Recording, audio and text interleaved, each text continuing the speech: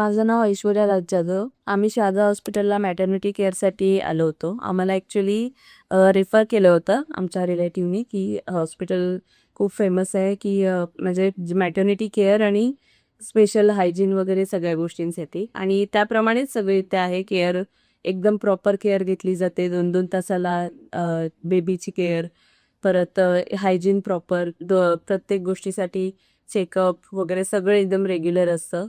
Overall staff आणि doctor सगळे care वगैरे सगळे एकदम मस्त आहे. आणि डॉक्टर आणि मॅडम दोघांचाही पण स्वभाव एवढाच म्हणजे मनमोकळेपणाने समजूतदारपणाने सगळे समजवतात. प्रत्येक गोष्ट व्यवस्थित पेशंटला समजावून सांगतात, त्यांच्या रिलेटिव्हला समजावून सांगतात. काही जर त्याच्यामध्ये प्रॉब्लेम असेल किंवा काही असेल, प्रत्येक गोष्टीची आयडिया देतात. मी ॲक्च्युली इथे नॉर्मल डिलिव्हरीसाठी आले होते. माझं प्लॅन सिझर असं काही नव्हतं, आणि त्याप्रमाणे डॉक्टर बोलल्याप्रमाणे सगळं व्यवस्थित झालं होतं. नॉर्मल डिलिव्हरी माझी डायलेशन पूर्ण झालं होतं. एंड मोमेंटला बेबीचं हेड जे आहे ते स्टक झालं बोनमध्ये. त्यामुळे तरी पण डॉक्टरांनी वेट केला खूप, म्हणजे 1-3 तासपर्यंत वेट केला की काहीतरी म्हणजे खूप ट्राय केले की काहीतरी होईल, व्यवस्थित डिलिव्हरी होईल.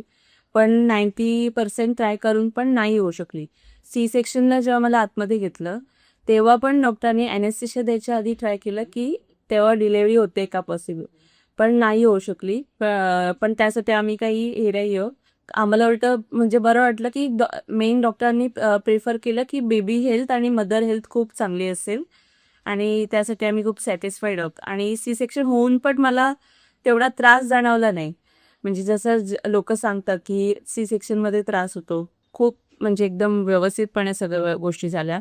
रिकव्हरी पण खूप फास्ट झाली माझी, आणि ओव्हरऑल एक्सपिरियन्स म्हणजे खूप सॅटिस्फाईड होता. आणि आम्ही स्वतः सजेस्ट करू, म्हणजे जे पण लोक मॅटर्निटीसाठी हॉस्पिटल बघतायत, त्यांनी म्हणजे नक्की व्हिजिट द्या शारदा हॉस्पिटलसाठी.